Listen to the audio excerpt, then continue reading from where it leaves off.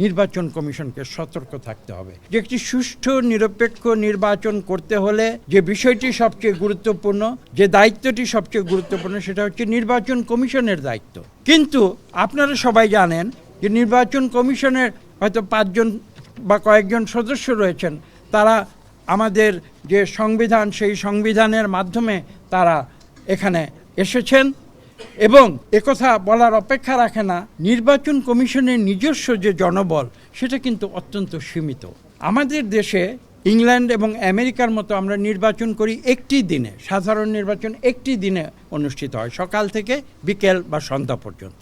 কাজে একটি দিনে এই যে বিরাট কর্মযজ্ঞ, এই কর্মযজ্ঞ যদি আমরা অনুষ্ঠান করতে যাই, তাহলে আপনারা ধারণা করে দেখুন, আমি কথা বলছি, আমাদের 300টি নির্বাচনী এলাকা রয়েছে, আমাদের প্রায় 42,000 ভোট কেন্দ্র রয়েছে এবং এক একটি ভোট কেন্দ্রে গড়ে 5 থেকে 6টি পর্যন্ত 5 থেকে 7টি গড়ে এখানে বুথ থাকে। তাহলে চিন্তা করতে পারেন যে কত বড় একটি কর্মযজ্ঞ। এবং আজকে এই যে বললাম 5 জন নির্বাচন কমিশনার যারা সংবিধানের মাধ্যমে তারা এখানে অ্যাপয়েন্টেড হয়েছেন, কিন্তু এটা তো শুধু এই 5 জন করতে পারবেন না। এবং এর জন্য যে বিশাল একটি ম্যান পাওয়ার যেটা লাগবে, সেটা কি করে নির্বাচন কমিশন? মূলত সরকার থেকে তারা সেই দিনের জন্য বা কয়েকদিনের জন্য তারা ধার করে নিয়ে আসে এবং আমাদের সংবিধান অনুযায়ী সেই কিছুদিনের জন্য সেই সরকারি কর্মকর্তারা কিন্তু এক্সিকিউটিভ ব্রাঞ্চের কর্মকর্তা না হয়ে তারা কিন্তু নির্বাচন কমিশনের কর্মকর্তা হিসেবে কাজ করে। এখন প্রশ্ন হচ্ছে, এটাই হচ্ছে বড় প্রশ্ন, আমরা মোটামুটি একটা হিসাব করে দেখেছি যে কমপক্ষে 10 লক্ষ লোকের প্রয়োজন হবে নির্বাচনের দিকে। তো তাহলে যদি এই বিশাল একটি জনগোষ্ঠীর প্রয়োজন হয়, তারা কারা? এই প্রশ্নটি আমাদের বিবেচনায় এসেছে এবং এটা বিবেচনায় করছি। কারণ এর একটি বিশাল অংশ বাংলাদেশের যে প্রশাসন, সিভিল প্রশাসন, সেখান থেকে আসে, পুলিশ প্রশাসন থেকে একটি বিশেষ অংশ আসে, আমাদের বিচার বিভাগ থেকে কিছু আসে, ম্যাজিস্ট্রেট যারা আছেন বাংলাদেশে তারা আসেন, এবং আপনারা জানেন যে আমরা আইন শৃঙ্খলা রক্ষার জন্য সামরিক বাহিনীর সহায়তা আমরা কামনা করি। এই বিষয়গুলি আপনাদের মনে রাখতে হবে। এখানে একটি গুরুত্বপূর্ণ প্রশ্ন যেটা আমরা এখানে উত্থাপন করেছি এবং তাদের সঙ্গে অত্যন্ত সৌহার্দ্যপূর্ণ পরিবেশে আমরা আলাপ করেছি। আমি এখানে আনন্দের সঙ্গে বলছি, আমরা যে কথাগুলো এখানে আলোচনা করতে এসেছিলাম, এই প্রশ্নগুলো কিন্তু নির্বাচন কমিশন নিজেদেরও প্রশ্ন। তারাও কিন্তু এক বাক্যে একটি কথা বলেছেন যে তারা দৃঢ় প্রতিজ্ঞ, তারা একটি সুষ্ঠু নিরপেক্ষ নির্বাচন করবে এবং আমরাও বলেছি যে আমরা সেটাই চাই। এই মতৈক্য আজকের আমরা প্রতিষ্ঠা করেছি এবং এটা আমি বিশ্বাস করি এই দেশের জন্য কল্যাণকর হবে।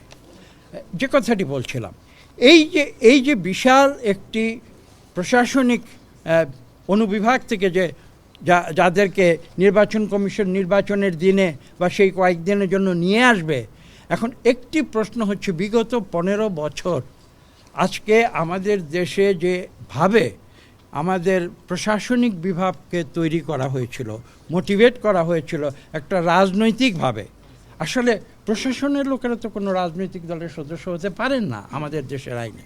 কিন্তু দুঃখজনক হলেও এই কথাটি সত্য যে বিগত 17 বছরে আমরা দেখেছি যে এই দেশের প্রশাসনিক বিভাগকে রাজনৈতিকভাবে মোটিভেটেড করে বিগত 2014, 18 এবং 24-এর যে 3টি নির্বাচন আপনারা দেখেছেন, সেই নির্বাচনগুলো নির্বাচনের নামে কি হয়েছে? প্রহসন হয়েছে। এটা কিন্তু আমার কথা নয়, বিশ্বের নামি দামি যত মিডিয়া, আপনাদের যারা বিদেশের প্রতিনিধি, আপনার ইকোনমিস্ট থেকে শুরু করে নিউ ইয়র্ক টাইমস থেকে শুরু করে বিশ্বের যত নামি দামি পত্রপত্রিকা, সবাই বলেছে এই 3টি নির্বাচন হয়েছিল প্রহসনের নির্বাচন। কাদের দ্বারা হয়েছিল? এই যে যারা নির্বাচনের দিন যারা সরকারি কর্মকর্তা হয়েও যারা নির্বাচন কমিশনের পক্ষে নির্বাচন পরিচালনা করেছিল, তাদের কারণে হয়েছিল। এবং এই কথাটি আমরা গুরুত্ব দিয়ে বলেছি, বিশেষ করে যে 15 বছরে যাদের চরিত্র হনন করেছিল আওয়ামী লীগ স্বৈরাচারী, তারা 15 মাসে যে তারা সব কিছু সংশোধিত হয়ে যাবে, এতটা আশা করা আসলে বাস্তবতা নয়। কাজেই নির্বাচন কমিশনকে সতর্ক থাকতে হবে এবং এটাও বাস্তবতা, নির্বাচন কমিশনের তো নিজস্ব লোকবল বা জনবল 10 লক্ষ নেই যে তারা তাদেরকে দিয়ে নির্বাচন তারা অনুষ্ঠিত করবে। কাজে এই যে একটা অত্যন্ত গুরুত্বপূর্ণ বিষয়, সেই বিষয়টি সম্বন্ধে তাদেরকে সচেতন করা, তারা ইতিমধ্যে সচেতন আছেন, তারপরেও আমাদের এই কথাগুলো বলা প্রয়োজন।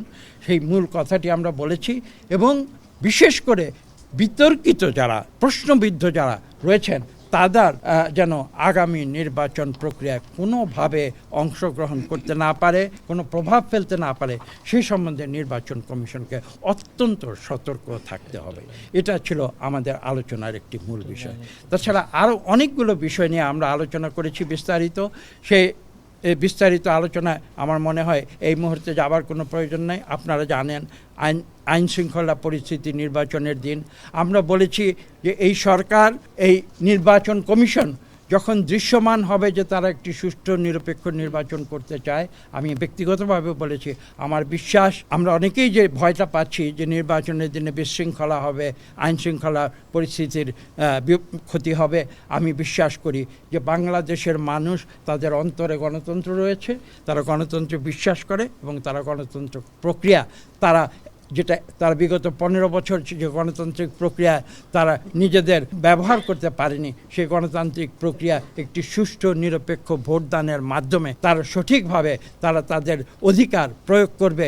এই বিশ্বাস যখন তাদের মনে জন্ম হবে, সেই মুহূর্তে আমি বিশ্বাস করি যে নির্বাচন একটি উৎসবমুখর একটা কর্মকাণ্ডে পরিণত হবে এবং আইন শৃঙ্খলা নিয়ে আমরা যে আশঙ্কা করছি সে আশঙ্কা থাকবে না। কিন্তু তার মূলে যে কথাটি রয়েছে, সেই মূলের কথাটি হচ্ছে এই নির্বাচন কমিশনকে এই অন্তর্বর্তীকালীন সরকার, যেটা নির্বাচনের সময় এমন একটি সরকারে পরিণত হওয়া প্রয়োজন যারা বলবে যে আমরা যারা সরকার পরিচালনা করছি আমাদের নির্বাচনী ফলাফলে কোনো স্বার্থ নেই,